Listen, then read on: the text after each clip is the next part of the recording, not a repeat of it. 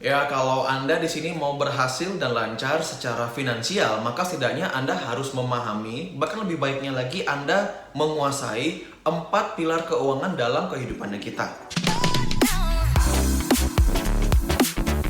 Hai, sahabat milenial. So, di video ini saya cukup quite exciting ya membuat videonya, dan saya mau membagikan konten yang satu ini kepada Anda semua, khususnya teman-teman di milenial. Nah, di video ini saya mau membahas sedikit tentang keuangan.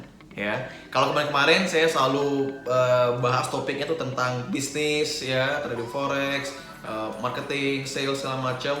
Di video ini saya juga nggak lupa kita perlu juga mempelajari menguasai namanya keuangan. Nah, jadi di video ini saya bukannya menggurui, bukan mengajari, saya tidak memiliki kompetensi di bidang financial ya di sini. Saya hanya mau berbagi aja. Jadi beberapa waktu kemarin saya ngobrol-ngobrol dengan salah satu teman saya yang dimana beliau sudah certified sebagai financial planner.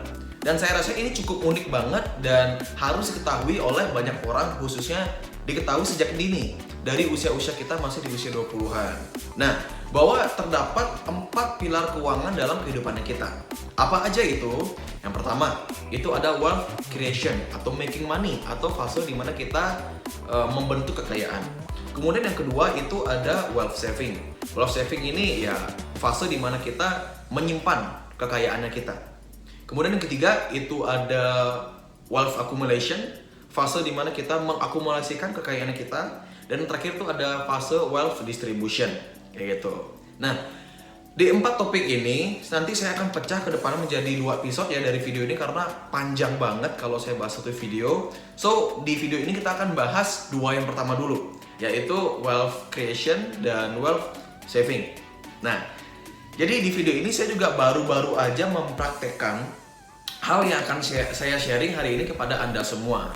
Nah, kita akan bahas satu-satu. So, bagi Anda nih ya, yang seharusnya pendengar konten saya ini atau yang mengkonsumsi konten saya ini umur-umurnya milenial rata-rata, yang pada masuk di umur 20-an ya. Ketika Anda sudah berada di fase umur 20-an atau 22 ke atas ketika udah tamat kuliah, maka secara tidak langsung Anda di sini sudah masuk ke dalam fase yang pertama tadi, yaitu wealth creation. Wealth creation ini adalah fase di mana kita sudah mulai bekerja, karena itu basically pada dasar kita itu making money ya. Fase itu kita mulai belajar menghasilkan uang, mengumpulkan kekayaan. Nah, uniknya adalah 98% dari rata-rata populasi ya di Indonesia lah, mereka semua tuh hampir bisa making money. Mereka semua punya kesempatan yang sama dan mereka semua melakukan kegiatan yang sama yang bisa menghasilkan income buat mereka. Dan itulah fase dimana kita bisa making money. So, fase pertama ini ya kita nggak perlu concern lah.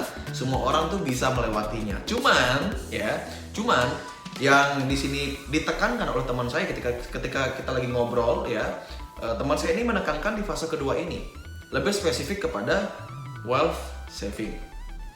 Yes, betul, semua orang itu bisa making money di sini. Kerja aja atau ya kasarnya kerja jadi apa aja kamu bisa masukkan kekayaan ya. Cuma PR-nya itu adalah kebanyakan orang-orang di Indonesia khususnya, apalagi di generasi kita tidak paham bagaimana cara kita itu bisa menyimpan kekayaan yang sudah kita hasilkan. Coba deh jujur, bagi Anda yang nonton video saya, let's say Anda sudah bekerja ya, kerja di kantoran. Ketika Anda punya gaji, hal apa paling pertama yang Anda lakukan? Kira-kira apa? Ya spending money ya. Itu mayoritas, saya nggak ngomong semua teman-teman saya, tapi mayoritas seperti itu. Dapat duit ya, dapat gaji langsung spending. Dapat gajian let's say UMR 2,8 juta, spendingnya 3 juta, kan pusing tuh. Padahal sebenarnya kalau di usia kita umur 20 dapat gaji 2,8 juta itu udah gede loh. Karena kita nggak ada tanggungan biaya sedikit pun. Oke? So, itu dia di fase pertama, making money. Semua orang bisa. Nah, yang mau saya tekankan di sini juga di video ini adalah di bagian wealth saving. Di sini saya mau membagikan sedikit tips ya, bagaimana caranya Anda bisa melakukan yang namanya atau melewati fase kedua ini, wealth saving ini, ya astungkara, puji Tuhan, semoga berhasil kayak gitu, karena ini yang saya lakukan juga. So ada rumus 50, 30, 20 yang saya gunakan. Apa itu? Berapapun income bulanan yang saya dapatkan ya setiap bulannya, saya selalu menggunakan 50%-nya itu untuk biaya hidupnya saya. 50% always, selalu kayak gitu. Kemudian 30%-nya itu saya selalu gunakan untuk saya tabung. Jadi saya udah sisihkan dia 30% untuk saya tabung kayak gitu.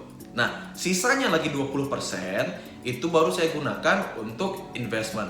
Sesederhana itu ya. Ya pokoknya bahasanya intinya dikelola lah. Lagi 20%-nya. So ingat, 50% untuk biaya hidup Anda, 30% untuk Anda tabung, 20% dananya untuk Anda kelola.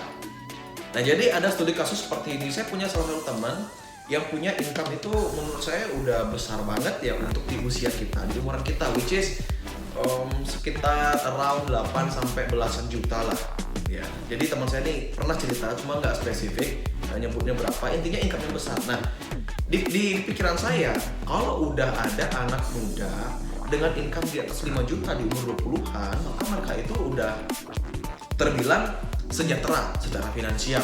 Kenapa? Karena kita di usia sekian, kita ini nggak perlu, kita tinggal masih sama orang tua ya, nggak keluar biaya listrik, nggak keluar biaya air, biaya makan masih di rumah, nggak ada tanggungan bulanan apapun kayak gitu ceritanya. Kita purely, misalkan saya punya income 5 juta setiap bulan, itu pure hanya untuk kita having fun doang sebenarnya ya. So pada dasarnya 5 juta ini nggak akan kepake selama kita masih tinggal bersama orang tua kayak gitu ya kan. Kita masih tinggal di rumah, masih dimasakin mama mungkin. So 5 juta ini nggak akan habis. Nah cuman 5 juta ini kalau misalkan Anda udah hidup mandiri di luar kota misalkan ya kan, udah mulai ngekos sendiri atau apapun, 5 juta ini lebih dari cukup untuk Anda hidup. Nah cuma uniknya dari teman saya ini, dia sempat curhat sama saya, cerita sama saya bahwa dengan pasien dia sekian, ya ini kok bisa kelilit hutang kredit lagi kayak gitu ceritanya.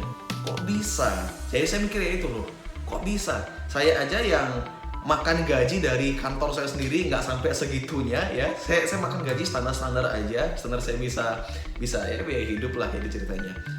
Nah dia lebih besar income tapi kok bisa kelilit hutang, tapi saya fine aja. Nah di sana saya mulai konsul sama teman saya financial planner gitu ceritanya, dan saya diceramahin seperti ini, gini bro, yang berujung kepada 4 pilar keuangan ini. So yang kebanyakan orang tidak tahu adalah bagaimana cara mereka itu bisa membudgetkan income yang mereka dapatkan setiap bulannya. Mereka nggak paham caranya bagaimana, dan bahkan yang ironis itu adalah mereka nggak peduli. Itu fakta. Mereka nggak peduli bagaimana cara mereka bisa menyimpan uang yang sudah mereka hasilkan itu. Mereka nggak peduli. Jadi kan repot banget ya. Nah video ini bagi Anda yang mau peduli aja dengan masa depan Anda dan secara finansial. Jadi saya ulangin rumusnya yang tadi saya gunakan, 50, 30, 20. 50% dari income Anda, let's say 10, misalkan 10 juta ya berdampak, maka dari 10 juta 50% atau 5 juta ini saya gunakan untuk biaya hidup, misalkan ya biaya hidup. Kemudian lagi 30% ini berarti 3 juta itu saya tabung, dan lagi 2 juta saya akan kelola. Nah kelola dananya ini itu bisa berupa investment, bisa berupa kita putar di bisnis lagi, banyak hal gitu ceritanya. Jadi kita harus juga menyisihkan sejumlah budget untuk kita bisa pekerjakan uangnya. Ya kita terus kerja buat uang juga harus kerja buat kita kayak gitu ya.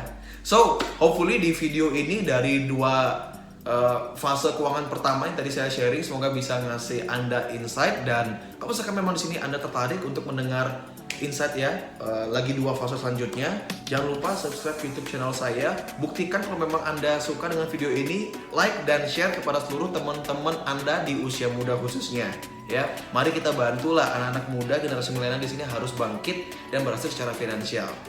So, sampai jumpa di video saya selanjutnya. Bye.